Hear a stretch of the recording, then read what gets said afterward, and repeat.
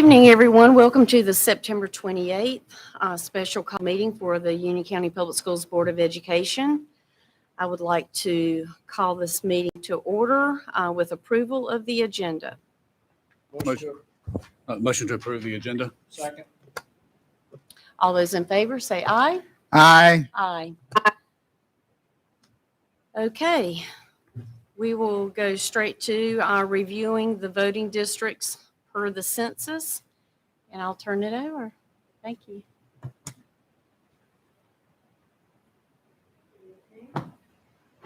Good evening. Thanks for having us back again. I'm Deborah Stagner with Tharrington Smith. With me is Blake Esselstyn from Map Figure Consulting. And we were here, Blake was virtually, I was here in person at the last meeting to address redistricting and went through the presentation of why we're redistricting and the process. I won't repeat all of that today, but just remind you that after the census, the requirement is to consider your population of the existing districts, because you do use true electoral districts, to consider whether or not those districts are out of balance, so that the principle of one person, one vote is can be complied with. The test is substantial equality of population among the districts, and the courts have generally said plus or minus 5% from the ideal size of the district. So we reviewed, and Blake has analyzed the population of the current districts, and District 1, 3, and 6 are out of balance. 1 and 3 are below that 5% from the ideal size, and District 6 is well above, more than 5% above the ideal size. At the last meeting, the board considered and adopted 10 criteria in ranked order for Blake to consider as he drew some alternative plans. First of all, the requirements to comply with one person, one vote, to have substantial equality, to not dilute or over-concentrate minority voting strength, so that the Voting Rights Act will be complied with, not splitting census blocks, which are those smallest building blocks of population. And then the board wanted to retain generally the current configuration of the districts and limit splitting voting precincts to the extent possible to avoid voter confusion. After that, your criteria were to have at least one high school and one middle school in each district. No double bunking of incumbents, so keep every incumbent in their district and not have two incumbents in the same district. To try to make District 2 contiguous if possible. We went over last time a little bit of the history of why District 1 is the shape it is, and why it has, and at least in the last round, it split District 2. Then to keep in mind communities of interest and neighborhoods, to keep municipalities together, and finally to consider future population growth. So those were the 10 criteria that the board gave last time. Blake has developed 2 alternative plans, which he'll walk through in more detail. And then we'll be glad to answer any questions and take some feedback for the board. Just to remind you that I think the board decided to have a public hearing on its final proposed plan before finally adopting a resolution, and that resolution will need to be adopted by the opening of the filing period, hopefully a little bit in advance of that, to give the Board of Elections time to get the information in its system so that voters and candidates can be informed. So with that, I'm going to turn it over to Blake to show the maps.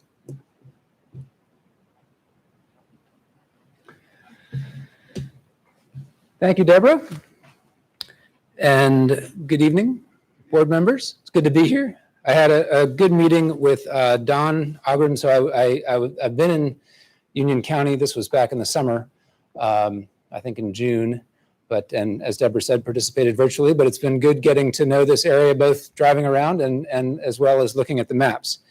So Deborah gave a great introduction to the criteria that I was considering. And Michelle, who's going to be steering the technology, has brought up a perfect map to sort of use as our jumping off point. So this, we can't see the title, but this is the existing districts. And these are probably familiar. And just to explain a little bit about what we're seeing here. So the different shades indicate they go with the different districts. So 1 is purple, 2 is green, 3 is orange, 4 is yellow, 5 is pink, and 6 is tan. Those dots, there's dots and stars, and those indicate middle schools and high schools. I believe the high school is a star and the middle school is a circle. And the blue lines are precincts. So that was, as Deborah mentioned, one of the criteria to consider was trying to keep precincts whole where possible. And so the key goals, based on, Deborah mentioned the fact that districts 1 and 3's population was below the acceptable threshold for variation, and district 6 was high. And if you look at how those are oriented on the map, you can see that it's not just a simple matter of taking population from 6 and putting it in both of those, because 6 and 1 are not adjacent. And 1 was the district that had the most population it needed to gain. 6 was the district that had the most population it needed to lose. Also, District 5 has neither a high school nor a middle school at this point. So that was one of the goals in terms of changing this. You can see on that map there are no dots or stars in District 5 in its current configuration. And District 2 has a middle school, but no high school. And if you look, it's right along that precinct border, right along the boundary between District 2 and District 3. The middle school is on one side and the high school is on the other. So if we can shift to the next tab, which is the option A draft map, and you'll see there are differences that'll jump out, and we've got some other maps that'll make it helpful, that'll hopefully be helpful in terms of visualizing the change, but I'm just gonna sort of talk through some of the main differences. And as Deborah mentioned, one of the key criteria was to start with the cores of the existing districts and try to keep them like they are now as much as possible. So with this option, I was really trying to focus on that. There's also some language about precincts in that same consideration that we'll talk about in a moment. But here I'm really trying to minimize changes while meeting the other goals we just talked about. I did make District 2 contiguous. If you look along the eastern side of the county border, there's a thin sort of thread of green that connects them. So they are technically contiguous. It's still, there's a large section of 2 that is separate from the majority of District 2, but they are technically contiguous, which they were not before. The entire city of Wingate, or the municipality of Wingate, is all in District 1. That was not the case that is not the case in the existing maps. And District 1, in order to gain population, just sort of grew around the edges, mostly into District 3 and District 2. In fact, entirely into District 3 and District 2. So the area of District 1 got larger. In order to provide District 2 with the high school, it just gets that one block. So you can see where we were looking before at that boundary between District 3 in orange and District 2 in green, where the middle school and the high school were just on other sides of the border. What I did here to try and keep the districts as much like they are now as possible is just add one census block that has the high school into District 2. That does create a split precinct. That precinct is also split with District 1, but you'll see that option B has a different way of addressing this. But that's in order to make a minimal change, but still provide a high school for District 2. District 3 in orange gets the Mineral Springs VFD precinct, which is precinct 19 for folks who know that. So you can see District 3, because it's losing, well, no, this is not related to the middle school, high school question. I believe this is that precinct to the sort of on the eastern side above District 1 as that Mineral Springs VFD precinct. District 5 extends sort of one precinct and a half to get the Porter Ridge Middle School and High School. You can see now District 5 has sort of extended an arm a little bit more toward the middle of the map, and it now does have a middle school and high school in it that formerly had been in District 4. In order to sort of make that trade-off, 4 gets 2 precincts along the Mecklenburg County border that previously had been or that are currently in District 5. That is sort of my summary for what has changed between the existing plan and this option A. Now, if we go to the next tab, there's actually, this is a map that represents that change in a different way. So what we've got here, as the text suggests, is a map where the background color indicates the proposed district and the dots indicate the existing district. One way to think of this is that the dots are sort of like breadcrumbs. So the old last decade's district are being left behind, but they're leaving some breadcrumbs. So you can think of this, for example, probably the largest area you can see here, the most significant area of change is above the orange, where there is an area where the background is pink with yellow dots on it. So that's an area that is under the current districts is yellow, is District 4. Thank you, Michelle. Perfect. And under the proposed plan, that would change to District 5. And a little bit up and to the left, you can see the trade-off I mentioned. It's a much smaller area, but it actually has a comparable population. Those are very highly populated precincts. Those are areas that are proposed to be in District 4, but are actually now in District 5.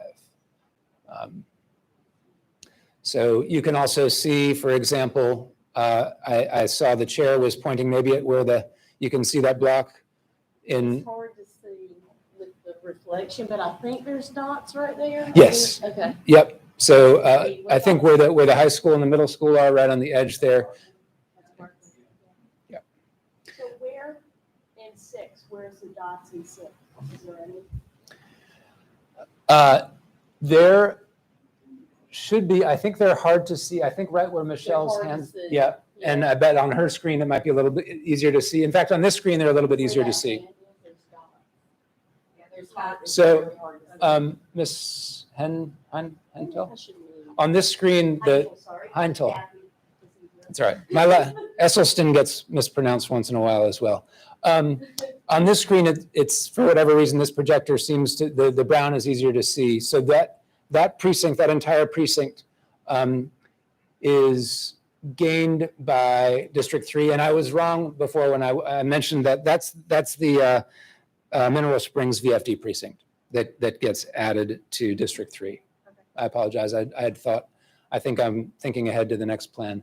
So yes, where the hand is now, where Ms. Morris has put the hand, that is an entire precinct that is currently in District 6, which would be going into District 3. And that's because District 6 was so overpopulated compared to the rest. That's where the change was made. You know what might help, and I don't know if you do this next time or whatever, it might help to overlay the major roads in Union County, like 74 and and 601 and Rocky River, some of these other major thoroughfares in Union County, so we can use as reference. Yeah. Precincts don't mean anything. We have a interactive map that we can look at that Ms. Morris is bringing up now. But if we go back to the PDFs, the previous tab in the PDFs, I did exactly what you described. So if you look, it may be a little bit hard to see on the screen, but if you printed this out, for example, you can see some black lines with labels and the towns are labeled and things like that. So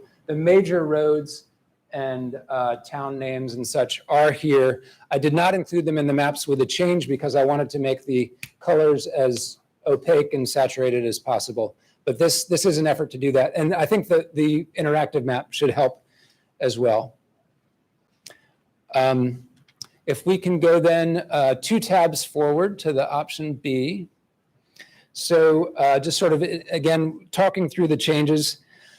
Here, the main goals were the same, but rather than trying to minimize the change, the wording of that guideline is, in order to minimize voter confusion, districts should retain their present configuration and avoid splitting voting precincts to the extent feasible.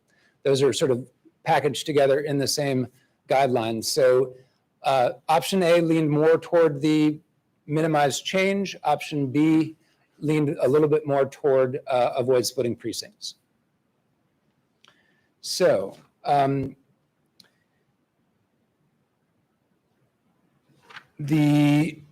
again, one has to expand. So one grows, District 1 grows in this case, but in this case, it keeps its connection to the eastern edge of the county at the Anson County line.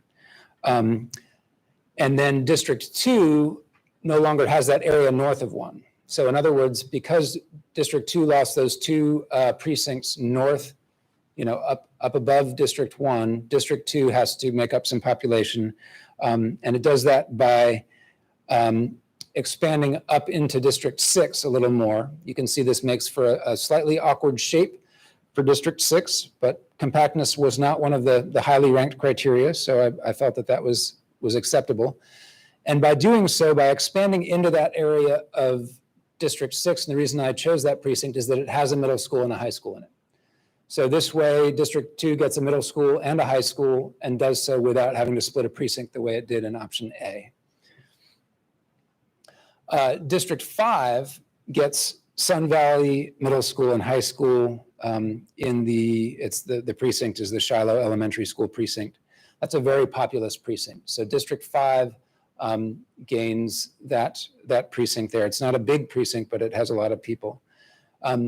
Because District 5 expanded there to get schools, that means District 3's population is low. This is where District 3 extends out to the east. This is what I was misremembering talking about option A. So District 3 extends over above District 1, where District 2 used to be. And because 6 has lost that 1 precinct to 2 that we mentioned before, it is less compact, as we mentioned, and this is more of a departure from the existing, but I think one of the trade-offs is this is a less awkward way to keep District 2 contiguous. And District 2 now is essentially the pretty much the entire southern band along the entire county, and no longer has that area north of District 1. Again, if we can go to the next tab and look at this in terms of with the dots that help signify the change, you'll see a lot more dots here. As I mentioned, this one is more of a departure, but fewer split precincts. And I could sort of talk through what this is showing, but a lot of it is stuff that I said before. But it may help visualize, for example, where the 2 with the green background is extending up into District 6, or where District 3 with the orange loses some population because District 5 is taking those 2 Sun Valley Middle School and High School. I shouldn't say taking, but you all understand what I mean. District 5 is gaining a middle school and high school.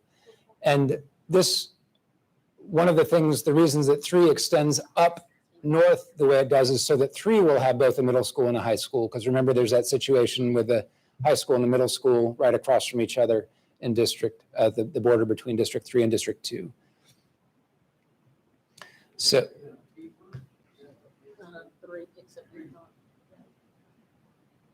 yes, 3 gets Piedmont Middle School and High School.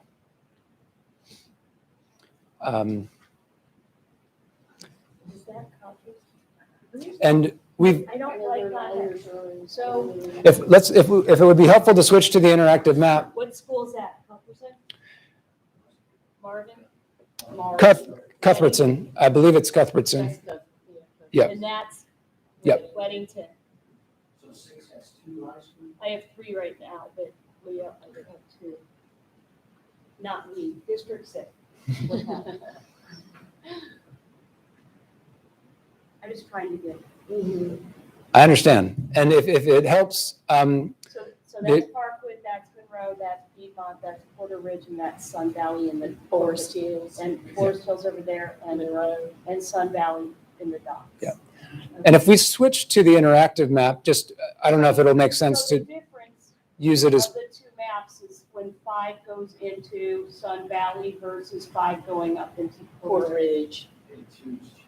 And 2's changed, right? Yeah. And does that go all the way over? So it's not contiguous? Well, there's no longer any part of 2 that is up north of there. Oh, it all stays down, okay.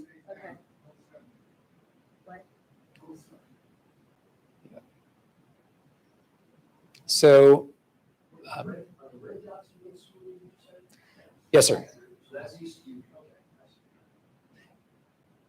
And then if we did want to look at the interactive map, the high schools and middle schools are labeled there.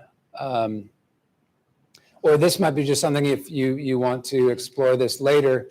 And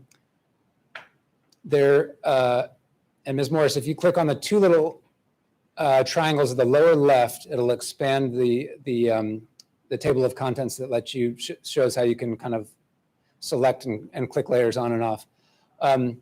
So this lets you, if you were to zoom in on this, and you can also just search for an address, in fact, in that bar at the top, if you had an address, if you wanted to search on 721 Brewer or something, you can actually, like you would in Google Maps or something, you can zoom. For the realignment of students, we had it interactive now. So it'll be good for the public hearing if people can put in a and see that. Yeah. So I wasn't thinking about this location, but you can see that this also includes streets. And you can choose. Right now we're looking at option A, but you can toggle that on and off on the left-hand side and compare option A and option B, or even if you check both of them, you can sort of see how they differ. It takes a little, it's a little brain gymnastics to, but basically where the color is darkest and most vibrant, that's where nothing is changing. As far as being able to say, okay, that looks sort of greenish yellow, does that mean it was yellow and is now green, or it was green and is now yellow? That's where I think the maps with the dots may be a little bit more useful than this, but this at least lets you sort of see the differences, the areas that are different between option A and option B.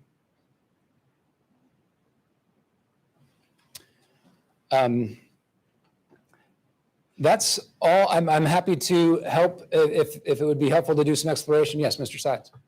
I assume, I think originally you were talking about potentially up to 3 options, and I'm going to assume that you couldn't really manipulate things enough to make a significant difference to have more than just the 2 options. Is that? Yes, I think that's a fair characterization. I mean, I could have. Yeah. This is sort of what seemed to me to be the 2 different roads to take, and both using the same guidelines, but as you can see, ending up with a fairly different approach. Can we bring up the Plan B PDF again? Question with District 2, you got the Parkwood cluster, and then you got, I guess it picks up Cuthbertson. I don't know if you happen to have the precinct data handy, but I was just looking at it. I was thinking 6, if we take that little area that's still in 6, leave it in 6, switch the purple to 3, I think that's Mineral Springs District, and then. So I'm just, let's start with your first step. So taking that part of 6 out of District 2. Okay. Taking that, leave it 6, take this, make it 3, and that 2. Is that possible? I think the I see what you're saying. That would make that more compact, contiguous. And capture. I believe I may have tried that, but the numbers didn't work. Precincts, it used to be that boards of elections really tried to keep precincts roughly in the same neighborhood as in terms of the amount of people, but now that so many people are voting early, there's less concern about polling places getting overwhelmed, which was one of the major reasons to have precincts not get above a certain population. So some of the precincts are like in the neighborhood of 3,000 and some of them are like 8,000 or 9,000. Yes. Is it possible for you to put what the population is in each of those zones? Yes. I wonder Puzzle if, pieces on or the whatever you call them? On the existing map, on the interactive map, Ms. Morris, if we could bring that up, I don't know. And if you, and turn on the precinct boundaries. So we've got this precinct boundary layer. What he was just saying, Um,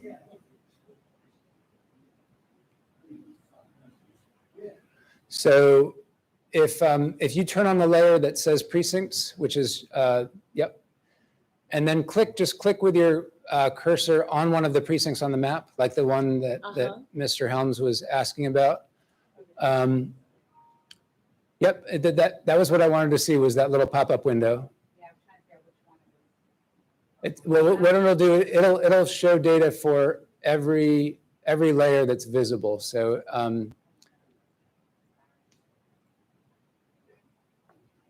there we go. Okay, so that is the precinct, and this includes information, but it does not include their population. Yeah, if you click on the arrow at the top right of that little box, I think that's just going to give you information about the districts. And that's actually, That's District 2. no, and but it's that's, the whole District 2, It says District 2 on it. and it highlighted. His whole district. and yeah, so the answer is we don't have a way right now to show the population of each precinct. So then that leads me to this question. With option A and option B, can you provide us the totals within each of those? So Yes. that we can see how balanced or who's plus or minus? Yes, those, I meant to mention those earlier. They're actually up in the PDF, in the list of PDFs. It's the last tab. This was something that, so among the documents that were provided to you, so you can see the third column there shows the population, and then the next column after that indicates how it deviates from the ideal district population, and the column after that is the percentage, which is that key plus within making sure they're within the plus or minus 5%. This table also provides demographic information for the various districts as well. Question. Yes. And dealing with the percentages. So looking at option A and B, there's a 2 to 3% decrease within the African American community as well as the Latino community. And so understanding when District 1 was created, what its objective was to make sure that there was minority representation. So does options A and B, do they still have that objective in mind, even with the percentage drop? Yes. So the areas, as you can see in the sort of top area of this, if you look at District 1's population based on the existing districts, it's like 19.4% too low. So that meant, or you can see it's roughly 7,700 people too low. So I had to find 7,000 people to add to District 1, and most of the surrounding blocks that were adjacent to District 1 just didn't have minority populations at the same level as the existing district did. So it was a consideration when I was looking at which blocks to bring in to try and keep that the goal of representation, as you mentioned. It is still a minority white precinct. The percent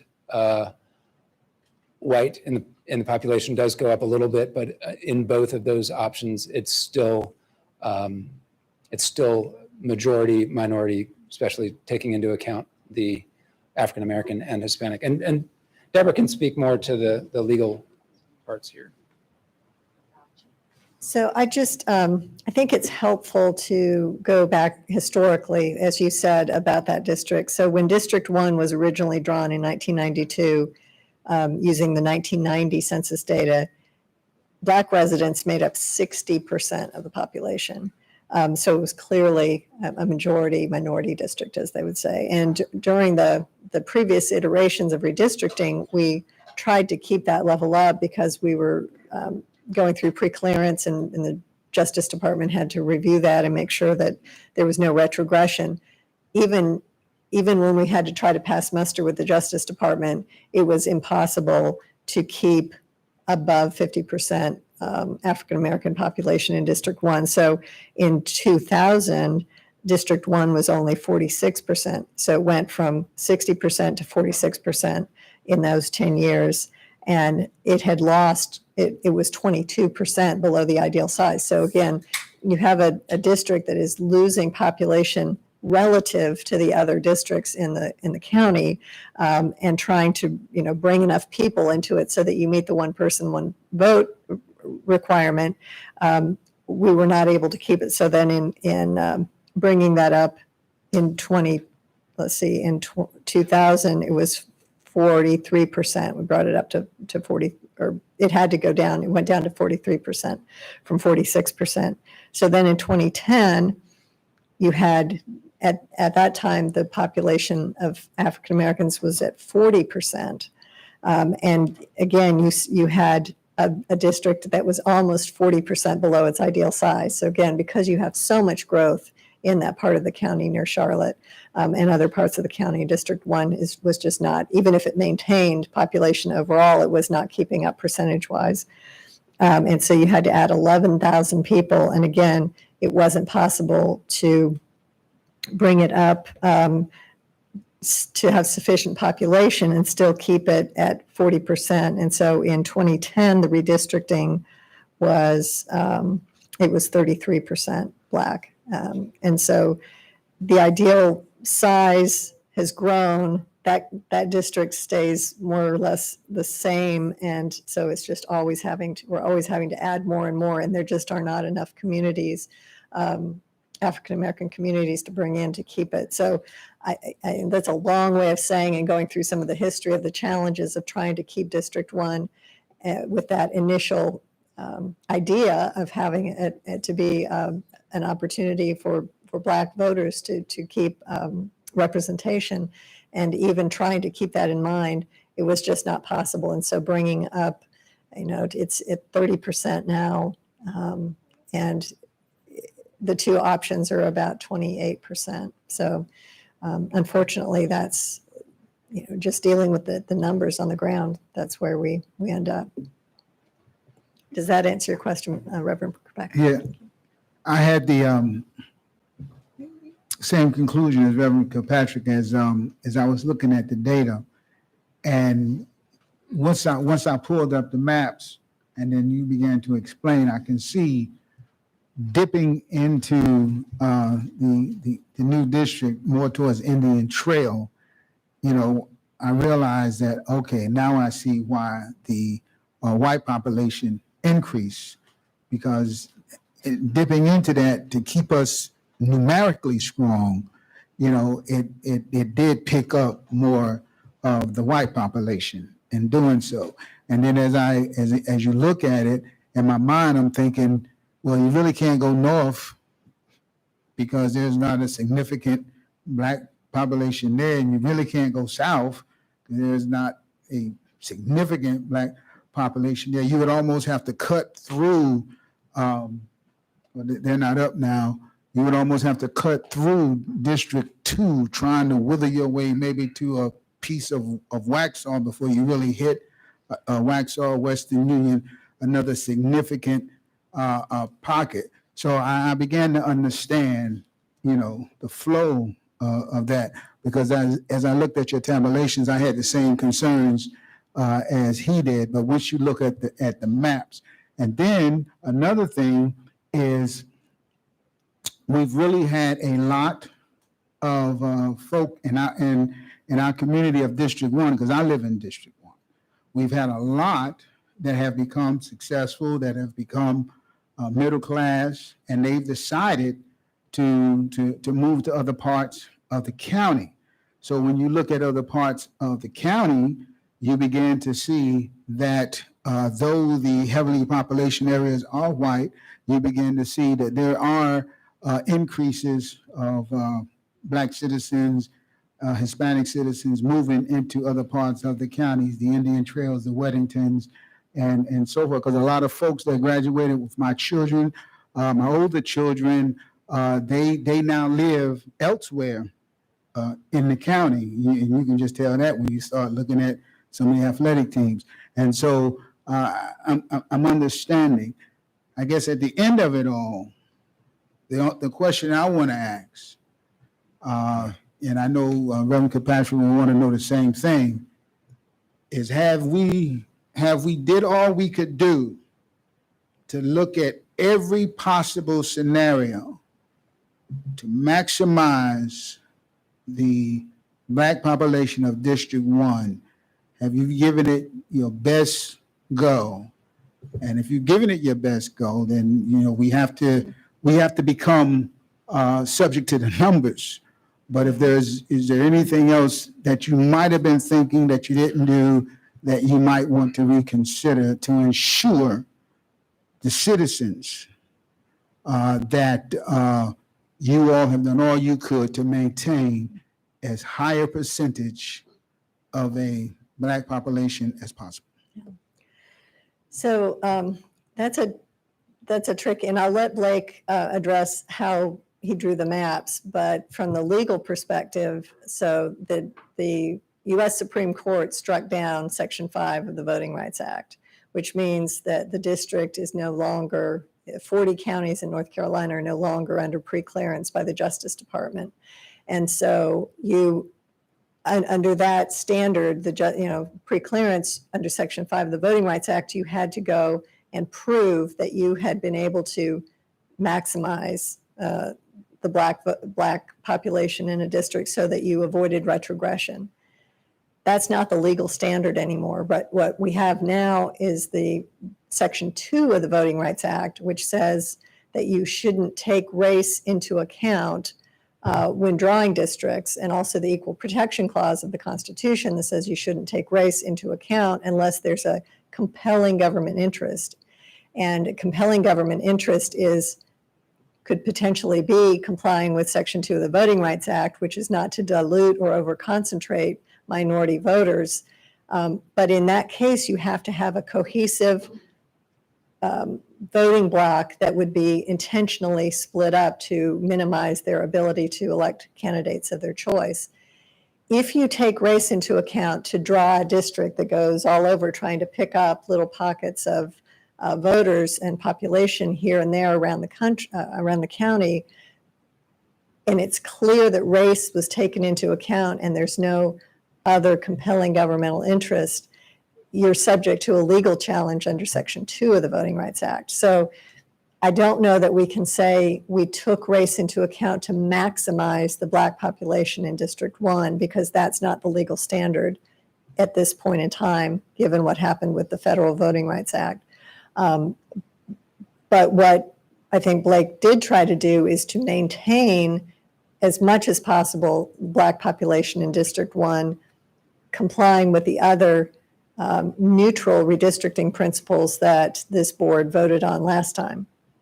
And so I hope that answers your question. The board set out 10 criteria. Number 2 being don't dilute or overconcentrate Black voters or minority voters in one district, or split them up so that you dilute their voting power. That being said, if you're drawing a district just to go and try to pick up pockets of Black population here and there, it starts to look like that ink blot, like District 1 originally looked like back when that was the predominant factor. But a court today, looking at race being the predominant factor, you are going to have to, well, number one, you're potentially subject to a legal challenge, and then you would have to show that there was some compelling governmental interest in drawing the district that way to take race into account. So I know that's kind of maybe a more legalistic response. No, you're fine. I'm actually walking with you. Yeah. So the answer to my question is, with all the parameters that you had to work within the confine of, that's, because I'm not advocating, going around and picking up neighborhoods. I use that as an analogy of what would have to happen. You have maximized with the tools you had to work with. You're saying to this board, specifically to District 1 rep and myself, because I live in District 1, that with all you had to work with, you maximized? And I'll let Blake answer that one. And I think Deborah gave a good explanation about being that maximization isn't the term that I think might be the appropriate term here. That suggests that it was the predominant factor overriding all else, and that can be an issue. But there was that decision between option A and option B along the eastern edge of the county. I believe that taking out there were a few census blocks in there that by extending that so that District 2 is connected, that did bring the percentage down a little bit, but it's 1 or a few hundredths of a percent. I mean, that's a small change, but that could be a consideration is that I remember that taking a few blocks out of District 1 so that District 2 would have that connection in option A, that little string. Other than that, I mean, because District 1's population was substantially low, that was one of the first things I looked at was where can other population come in, and certainly had labels up as I was doing the map showing the minority percentages, and so it was a primary consideration. I appreciate it. Mhm. Thank you.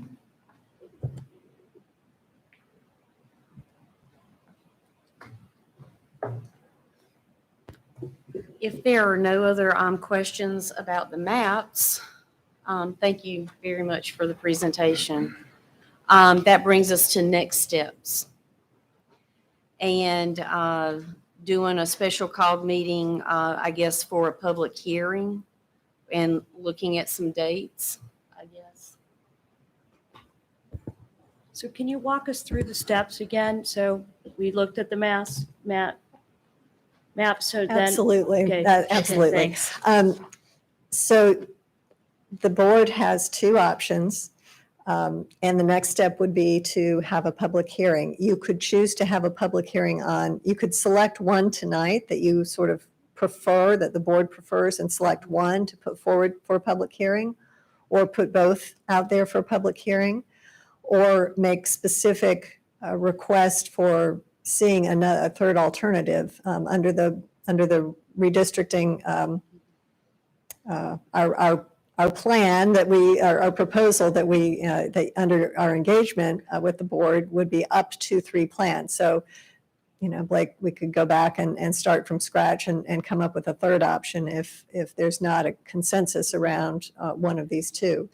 So the next step would be, again, to have a public hearing. The board would need to choose whether or how many to put up for a public hearing. And that's then, completely up to us to make that That is decision, up to whether you we're going to- to take one or both. Okay. correct. And then to hear the input from the public and make a decision and pass a resolution Okay. before. And then next- after the public hearing, we could come back with some questions if we went with one over the other or something like that. Absolutely. Okay. So I'll move that we should go to a public hearing on map A, option A. You want to do both? We can do both. Friendly amendment, both, okay. I mean, Let's send, what? I like option B, but I think maybe some modifications, like I said, around those areas, because Those are big blocks though, well, of not people. necessarily Like the the one- district, but I mean, if we had to split a district or. Okay, because that's a blocks. big block that you were Yeah. talking about, because that's some of the, like Lawson and things like that. Yeah, because I was That's a- thinking more, I guess when I think about District 2, I think more southern, like Parkwood area, not Right. necessarily Culberson, but see if we can maybe modify just a little bit, So, because even that's, splitting. I hear what you're saying. I Yeah. don't know if those would swap each other, given the population in that. Well, I mean, 75 is a good dividing line, probably, I'm assuming, but And again, I wanted to take notes on this. You're suggesting that the precinct, which is now showing as orange, I'm gonna work right to left here, would be in 2. For the most part, yeah. I mean, And that green And part that would. makes sense because that orange block right there Population. would have no, like their district rep would not be the person for that high school, or the people that are living in that area would not have the District 2 rep for that high school. I do think it's something we could talk about, but I'm not sure that the population and those things add up. Because if you look at the size of District 6, it's not all that big, but it has a lot of population in it. Very dense. It's very dense. I think what you would be, and I apologize if I'm speaking out of turn, but I think what you would be looking at is, just doing a deviation from your principles of keeping voting precincts together. And just to remind you, the reason, I mean, the squiggly lines might not make a lot of sense, but that is when you go to the election administration and you have people that are showing up in the same precinct, and that precinct is administering the election, they would have multiple versions of the ballot and they would be voting for different, as I'm sure you all know. But Yeah. that's the reason why, it's a general accepted principle to keep those together. Doesn't mean they can't be split. Obviously, they are split in several places. So if you wanted to make changes and are looking at sort of a domino effect of moving that precinct furthest to the right over and then moving that other one over, you would sort of have a domino effect, and you would end up splitting precincts, I think, in order to get the population equalized. Is that what? I really like precincts. I mean, I understand what you're saying, that you would have to tell us if those blocks have the same amount of. yeah, I know. Not necessarily not the blocks, but the precincts. the precincts.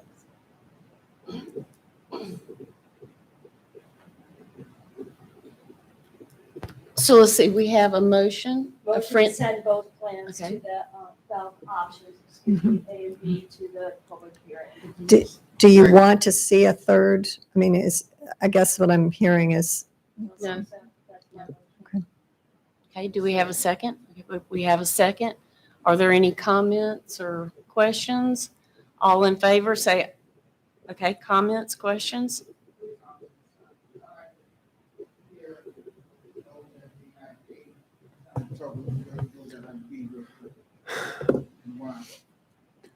Well, could you put B up again? One thing that concerns you, my District 3, you're going all the way from Piedmont down to Parkwood.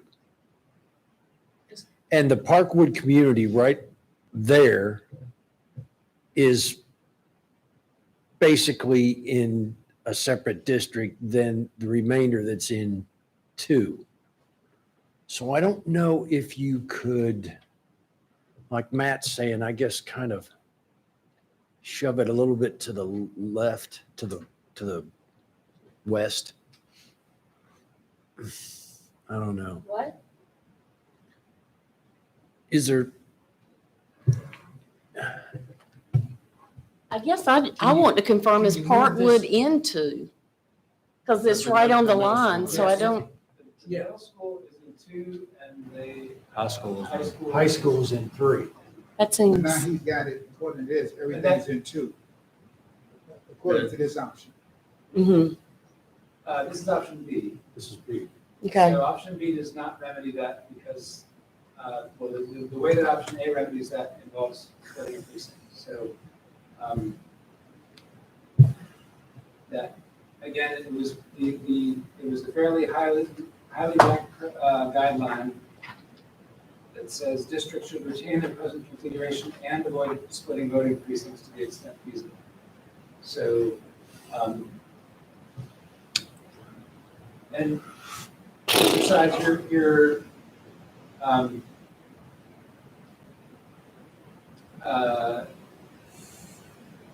comment about District 3 there is just the expansiveness and the breadth of it going from southwest up to where it does in the northeast. I suppose there's much. Can we change the symbology and make it less or more transparent on this? Yes. Okay. So if you, Ms. Morris, if you click on the three dots next to the option B, so option B, yeah, those three dots there, and there's a thing that says transparency. And you would slide that more towards transparent, more to the right.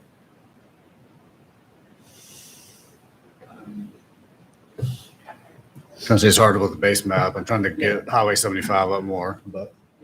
So that, I think that's pretty good. And again, it depends on the screen you're looking at. But if you were to zoom in, this would allow you to see some of the features underneath better.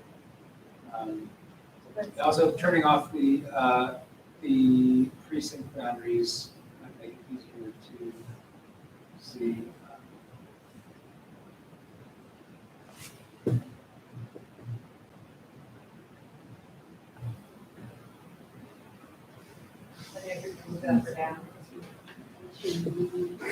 Just trying to think if we use 75 as a dividing line.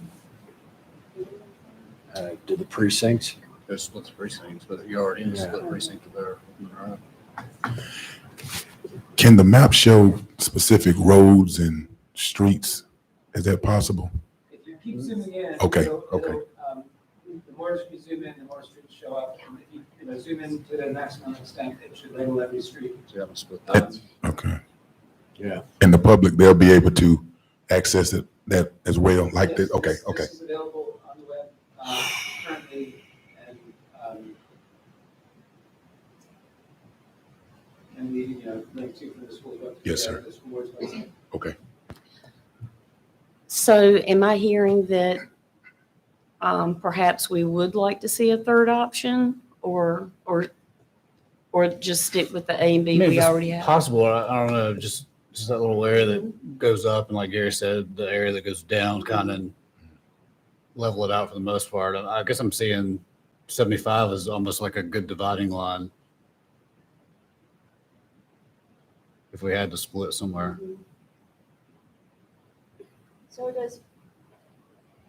do the areas that are right now getting more houses built and things like that, is that taken into account as well? I'm sorry. Mike on, sorry. Um, That was a consideration. It was ranked pretty low. Yeah, I think that was number 10. That was at the bottom of your list. Okay. So, Because there are some areas on here that are going to change drastically in the next couple of years. 601, there's areas that are gonna have some, and That's taken into consideration? now, It was 10th on our. It was ranked Oh, 10th out okay. of 10. But he so, did look at it. Yeah, and my conversation with Mr. Ogram, Don Ogrum, if you talk to Don, he got you all of it. Yep. Multiple pages of notes about road construction and. Did you go in his office and see the big map? I did. Okay, good. See, Did you talk to the Board of Elections to see if they're going to make any changes to the precincts before the municipal or even before? I don't know if they do it, if they're going to do it, they do it before the municipal election or they do it before the next general, wouldn't it? Yeah. I know, I'm working in Mecklenburg County as well, and I know that the director of their board of elections has said that that's, I don't want to say a thing of the past, but certainly there are some precincts here that, are more than double the size of other precincts. But there's less interest in doing that than in the past. But I want to make clear, I have not spoken to anyone who can kind of work with. Probably the scramble for Board of Elections is finding polling places, not moving boundary lines of precincts.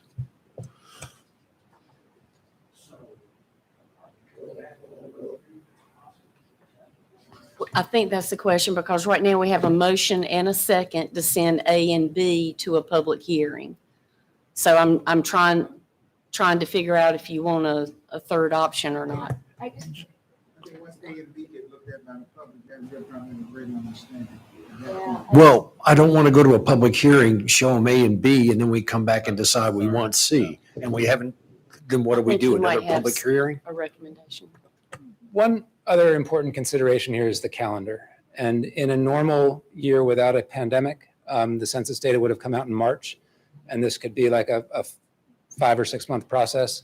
I just, I I have, agree. I don't understand how you're gonna move this into 6, to Cape this 6. I don't understand with the population in that area. how I that can get it on my. I mean, those are if some you can big talk about this, Mike. subdivisions in there and Yeah. some big Yeah. population. I understand what you're trying to do. It would have to be like this little tiny, but then it's gonna go between precincts again. Yeah. But it's, So Blake is, I'm gonna try and bring it up. he- we have the population. I mean, he can access the population of those precincts, so he's going to try to pull that up really quickly. And I'll just talk about what Blake started to mention, which is the timeline. yes. You all, filing for the school board seats that are up for election starts on December 6th. And in order to give the Board of Elections time to process that and make sure that they get that information out to potential candidates, they would like, there's no hard and fast deadline in the statute, but I can't imagine you're not going to make any friends if you go down there on December 5th with some new plans. So I would say before Thanksgiving would be, So a couple weeks before. a couple weeks before, as much time as possible, but certainly a couple of weeks beforehand, which again, with Thanksgiving in there, we're looking at a compressed timeline for Blake to come up with a new set of maps and for you all to get them on a public hearing. Not to say it can't be done, but just be mindful of that as we're looking at this. We probably need to aim to approve it at our November regular meeting. That was my understanding the last time All right. when I was here, that the board talked about a November 4th, I think, meeting and as the date to approve, which puts you at having a public hearing sometime in October. Probably mid-October now, And so. that date is November 2nd. 4th, I think. How we did?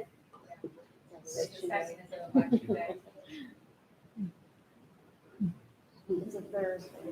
So the motion on the floor is to send A and B as is to the public hearing? And we have a second for that? We do. Yes. All right. Mr. Reverend Benson was the second. Still, Okay, he's still looking at this for now. he is.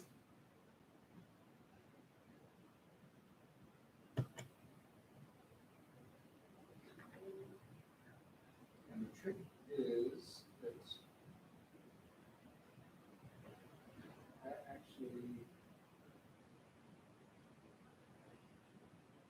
the software is built around the block populations. So I need to select all the blocks in each of those precincts.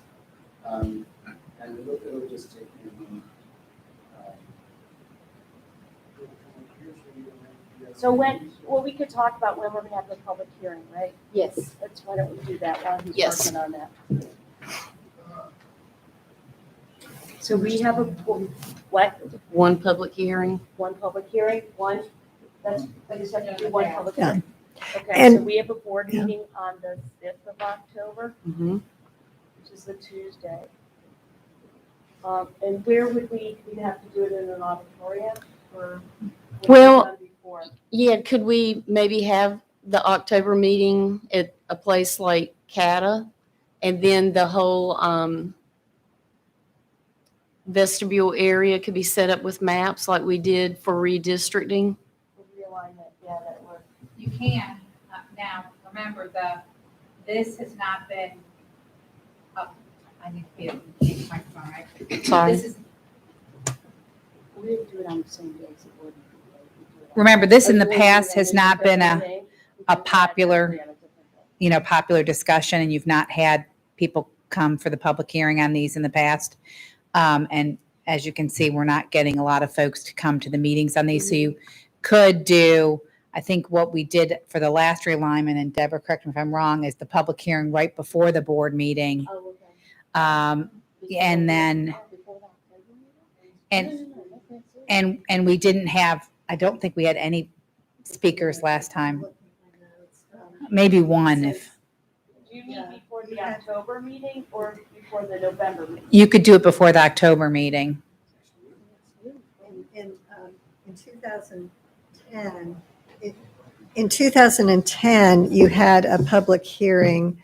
And though you had some input in advance of the public hearing from a couple of folks, there was no one that came to speak at the public hearing in 2011. So I think that it's a great idea to get these maps on your website, have the link to the interactive map so people can look at it and explore it ahead of time. Publicize it however you can, but I would like to have it. I would like to have the meeting the public hearing in October though. So if there is anybody who has anything, we have an opportunity to look at them, right? Yeah, exactly. But not on October 5th. So I don't care what day we pick. So somewhere around the second or third week. Somewhere around the second or Yeah. third week of October. And again, you all are not required by law to have a public hearing. It is something you have done in the past. It's Mhm. something you have wanted to do to encourage that there's opportunity for public input. But you're not required to do it by law. I encourage it. I think it's a good idea. It is a good idea. I'm sorry, It is a good it idea. is a good Okay, idea. recommend. Certainly. So how about the 12th or the 19th, board members? So it's a Tuesday? Okay, 12th, anyone? So I will have to, if Blake and I do not have to be present for the public hearing. Mhm. And we would have to check our calendars if you would like us there to make sure that we could be available, but it's not a requirement that we come. It's up to you all. Right. Yeah. Or have you on Zoom in case there's a question we can't answer. Let me, if you want me to be available, let me check my calendar. Okay, go ahead. So the first one that is in green on this, I don't know if it makes sense. I'm getting these one at a time. Right here. Saying this one? That is just under 7,000 people, 6,976. Can you tell me which precinct you're talking about, since I can't see the screen? That, What the precinct number? the precinct number is Waxhaw. 20B as in boy. and the Waxhaw. name is the Waxhaw Bible Church. Bible, yep. Actually, Ms. Morris, if you could click on the next one to the east, to the right. I'm in a different layer. Okay, so 0, 1, 9. Thank you, that helps. So this is the- Mineral Springs Volunteer Fire. That's a big one. I mean, I think that's one of our top 5 largest, isn't it? It is one of our top 5. Yeah. Okay, thank you. So you're talking about shifting Mount Carmel Methodist to 2, and then, is that what we're saying? And then Mineral Springs to 3? Matt? If possible. I mean, I don't know if we can do the whole district or not. And then 20B to 6? Yes.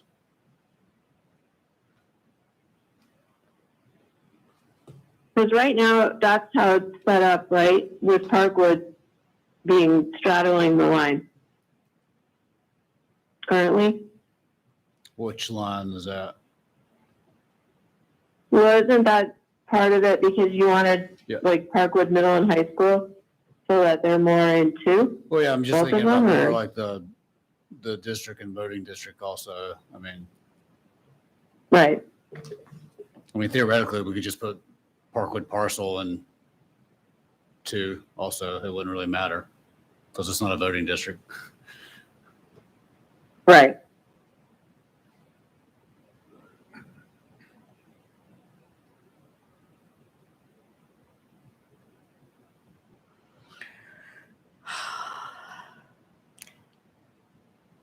The next one is 8,627. And that's the Mineral Springs one that Mhm. highlighted right now.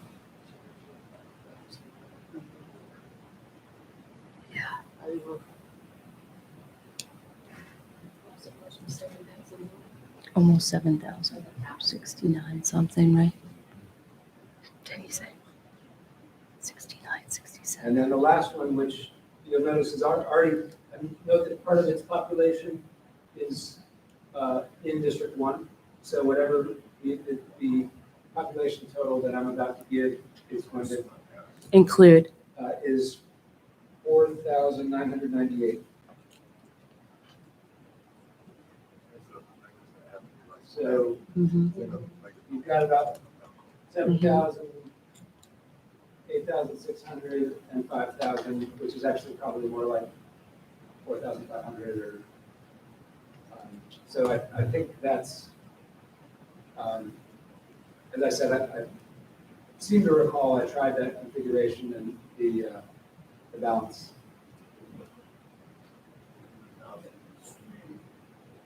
3,000 swing for District 2 or District 3. They'll gain 3,000 roughly. Compared to, I think now,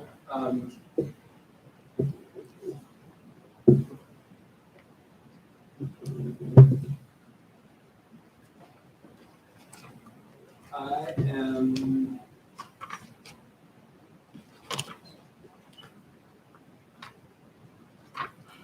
So we could, go ahead. was your recommendation changing option B or option A? It's option B. Okay. So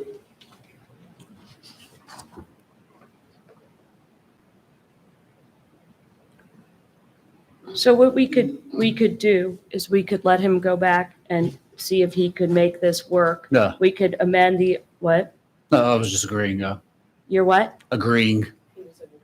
Okay, so we could have you go back, and if it's something that you can do, if not, if it is, that'll be option C, and we can Yeah. do that in the public hearing as well. Would it need to be option C? Couldn't it just be the revamped option B?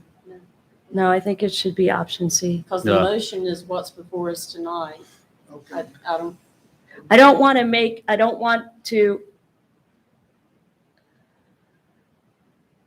But we can't wait to have another meeting with him to come back. right, with but a I'm third saying we option. could have So three, we need to put No, it- because we have 3 options. we can have 3 options. Yeah, the reason I'm saying that is because, it's still basically option I don't think you're gonna be able to do it, but try. B, and that was Yeah, less than the work on that's the him. big swinging folks, isn't it? my concern is not, well, part of it is whether I could make the numbers work, but also when I will have time To do it. get that Yeah. back to you. And, Yeah, you're looking at a week. and right now, option No, we're A, looking at either the 12th or the 19th. So we're not going to do it before the meeting. That's No, And the disadvantage then is not, not be you know, able the to see it public would first. not have an opportunity and the board would not have an opportunity to look at it before the public hearing. I would be available on the 12th, either in person or remote. The 19th would be So out. the 12th is 2 weeks from today. Would you be able to do it by then or not really? No. um,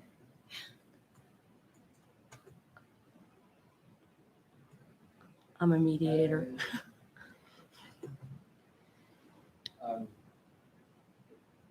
Part of me says this is not a whole lot of time, but part of me also knows, you saw my calendar.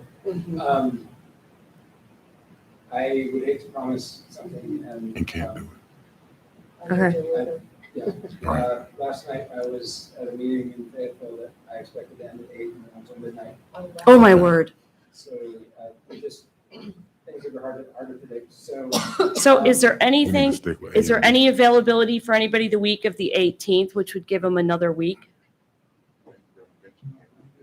Robert, you can't make the whole week. I'm sorry. I didn't understand that. What? I don't care. Matt is. I mean, I just want to point out that the options in front of us, they're both numerically very balanced, where all 6 districts are anywhere from like 38,000 to 41,000. Correct. So when you start moving pieces around, I don't know how balanced it's going. So should To we just be. leave it with the motion that we have? Are you okay with that? I'm good. I was just saying it was just an option, really. So, Okay. but either way. So we have a motion and a second on the floor. Are there any other comments? Okay. So we are talking about taking Plan A and B to a public hearing on October 12th and the location to be announced. All those in favor say aye. Aye. All those opposed? Hearing none, motion passes. I just want to point out your location. Sarah voted. Aye. Okay, what else? Your location's going to need to be here because this Okay. is where the live streaming equipment is. Oh, Okay. good point. Okay, So so we have the to meeting live- will be The here, live stream, the public hearing? October 12th, here at the PDC. Just live stream everything, that's fine. Okay. And I think if you have a board member that's not, sorry, I don't want to step on your Well, toes, we Michelle. When we did the realignment, the public hearings, we didn't, or was that just the committee meetings showing the maps? I just remember they were taped all over CATA. I know, but they weren't live streamed. If you have a board member remote, under the current rules, you have to have the ability for the public to access it because it's technically a remote meeting. Mhm. Okay. Okay. So here at the PDC. Yeah. Yeah. Okay, well, thank you very much. We really appreciate your time and we're getting you out before midnight. Great job. Great job. Okay, I will accept a motion to adjourn. So move. All those in favor say Aye. aye. Aye. We didn't pick a Aye. time.